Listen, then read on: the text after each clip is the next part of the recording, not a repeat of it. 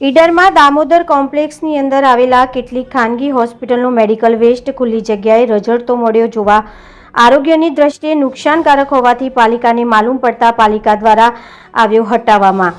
રાજ્યમાં સરકારી હોસ્પિટલ કરતાં ખાનગી હોસ્પિટલનો ભારે સંખ્યામાં રાફડો ફાટી નીકળ્યો છે। રાજ્યમાં આવેલા તમામ નાના મોટા શહેરોમાં ખાનગી હોસ્પિટલ એટલી સંખ્યામાં વધારો થવાના કારણે દર્દીઓને પણ પોતાની બીમારીની સારવાર ક્યાં કરાવી એ એમના માટે વિચારનો પ્રશ્ન બનવા પામતા હવે આ વધતી જતી ખાનગી હોસ્પિટલનો વેસ્ટ મેડિકલ કચરો ખુલ્લી જગ્યાએ નાખવામાં આવતા આરોગ્યની દ્રષ્ટિએ ખતરારૂપ સાબિત થવા પામ્યું છે।